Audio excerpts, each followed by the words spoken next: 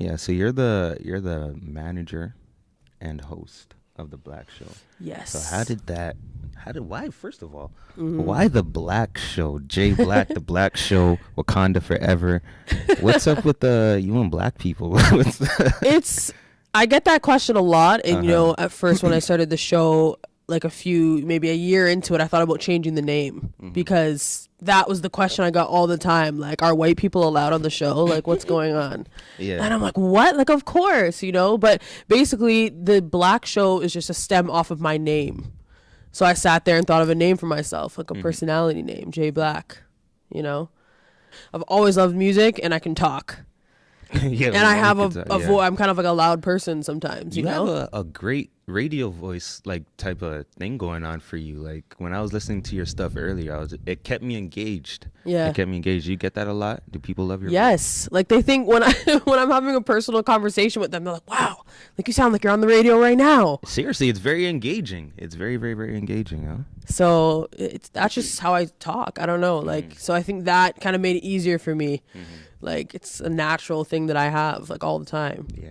So A bit earlier, we were talking about you putting, like, local people on with Important. your show. Like, how do you feel about, I want to ask you the difference between, not the difference, but how do you feel about mainstream type of radios? Because I look at stations like, I'm wondering if I should call this station now because I may need a job later. All right, whatever, I don't care.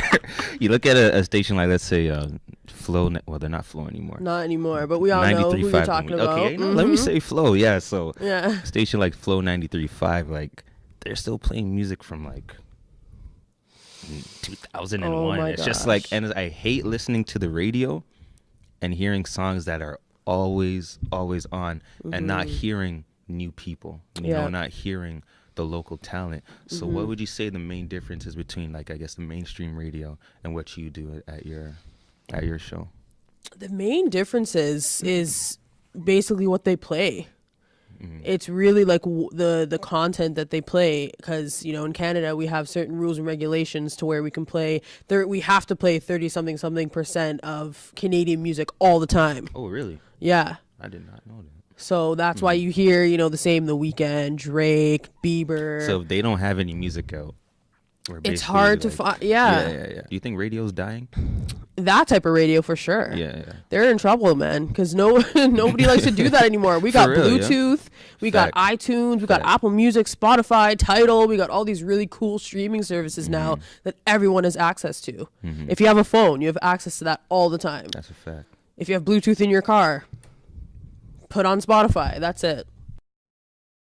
That's the thing. Like, if your show or whatever it may be is not engaging and not keeping me there, like, I'm gonna do my own thing. Like you said, we have Bluetooth now. I could just pop in my Bluetooth and listen to whatever I want. So whatever you put out, whatever product you put out, it has to be something that catches my attention, that makes me Captivates want to people. stay. And do you think your show does that? For sure, yeah. Especially because we only broadcast live once a week. Oh, really? Yeah. Yeah. So it's a weekly show, but we always make sure to, if it's not, local music, we're always changing it up. Like, shout out to Maurice the DJ, because he's one of the most versatile DJs I know. How'd you link up with Maurice? Me and Maurice have been friends for like years and years, probably like closer to 10 years. Oh, wow. Closer to, yeah. So he was my friend first. He's like an older brother to me, and he was a DJ basically when I met him. So part of the epiphany, back to that again, it was kind of like, hey, well, I have the voice, I have a platform now, I love music, Maurice loves music, he's a DJ, that's just a recipe for whatever. Like, I didn't, I guess, take it as seriously in the first like couple of years, obviously, because you still got to learn and know how to brand yourself as, you have to have like an identity to like what you're doing. That's a fact. So it took us a little while to get that part of it, but yeah, now So- we're on track. You talk about music a lot, and that's like the main basis for your show, right? Talk to me a little bit about your love for music, especially like the urban side of it. I love it. I love, like, we're going back to the conversation earlier, like, music's always been a part of my life. My parents are music lovers too, so Can it was you play always any part of my instruments out life. of it? I used to play saxophone a little bit, Me like too, back me in too. school, Yeah, like yeah. in little It's a stuff. little one too, yeah. Yeah. So I had a tenor saxophone. I had an alto. That was like tenor sax is serious. Is it? I have real respect for saxophone players. I really do. It's hard, man. I think instruments like that are difficult, in my opinion. You know. Yeah. What type of music are you into now? Now, Well, I guess not now. Actually, let me rephrase that, because you grew up on a lot of music. So what music did you grow up on? oh first? man, Were you in more hip hop, R&B? You seem like an R&B type of soulful. I'm kind of in between. It depends on the song for me, Does it and I feel like depend a on lot the of mood people too? say that. Yeah, it depends. It depends on the mood. It depends on the song. Mm-hmm. But I'm kind of all over the place when it comes to music. Like I used to be into like indie rock a little bit when I was Really? growing up. Yeah, like Linkin Park and Did you go who through else? that hippie stage? Oh, for sure. I did. Yeah. Yeah. I was like an emo chick back in the day. Yeah. Bangs to the side That's why and she calls the herself Domo J shirts. Black now. Yeah. Yeah. So that was actually influenced too into like my name choice. But yeah, like back then it was like G Unit was huge for me. Sierra, G Unit doesn't Missy get enough Elliott. for me, in my opinion. G Unit doesn't get it. I know 50 gets his love. Oh yeah. But G Unit? The whole back rest in, of the like, unit. Where's the rest of the unit? Oh, 3 LI. Where's the yesterday unit? The rest of the unit. I think they just put a picture up of Tony Yayo like sucking a girl's toes. Like it was like the weirdest. It was like the weirdest thing I've ever seen. But yeah, like the groups back then. Just speaking on G Unit real quick, like their movement was Huge. That was huge. When I was growing up, G Unit was like 50 was the shit. Were you like a fangirl of G Unit? Not fangirl, no. But you know, that's the type of music I'd be listening to walking down the hallways with my earbuds in. Like, Were you a bit of a tomboy? Oh yeah, Yeah? for sure. I still am. I always have really? been. Yeah. Oh, okay. I mean, look at okay. me. I mean, you know, I thought it'd be appropriate today to wear majority black because we had the Queen J Black coming in. So and Yeah, I and that noticed. guy Ben is wearing black too. I All didn't even black, take it too. in. You know, I did it just out of courtesy. Oh, You know what I'm sick. saying? Yeah, no problem, man. But I want to speak to you a little bit about your voice, and I don't mean like you know your physical voice, but I mean like, was there ever a point where you a little, I don't want to say insecure about like I guess doing what you do? Was there a point where you had to come to the point where you're just like, you know what, I love me for me, and I'm gonna do this. I'm gonna do this radio thing. People say I got a nice voice. Like, did you have to ever build confidence for yourself at a point? To be honest, I kind of feel like I always had that in me. Like I always knew that I could do it. Oh, really? But there was You have great parents. Like this girl never, you know, doubted Mom. nothing. You know, like Yeah. yeah, shout out to you. Shout out to your parents. But yeah, go on. Yeah, I feel like there was always kind of a level of confidence there, which is important. My physical insecurities for sure, because you know you always have cameras, and to be on social media, you got to post a lot and stuff like that to keep people like engaged and coming back to your Exactly. your page and stuff like that. So But what people don't know about Instagram, it's like I don't know why they fall into the facade of it. Like oh my god, it's fake. Yeah. Like people, it's fake. Like it's a filter and a great camera. That's really all it is, you know. Do that, but you know, I think the best advice that we could give people is just, you know, just be you. I think Exactly. that's one of the main reasons why I wanted to interview you, because I, you know, I look at your shows, I look at what you do, I look at your Instagram, and like you exude like a certain vibe, a certain energy that just says, you know, I'm me and I love it. You know, so I really Thank appreciate it. I don't know why I just gassed you so much. I'm sorry. I just went on a little rant.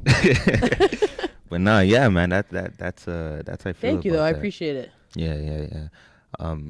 My next question, I want to talk to you a bit about the importance of ownership, owning your own thing.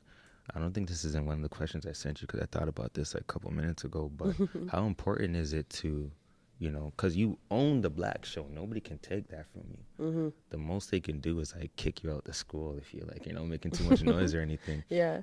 But how important is it to like, I guess, how do you feel like owning your own business, your own show and all that?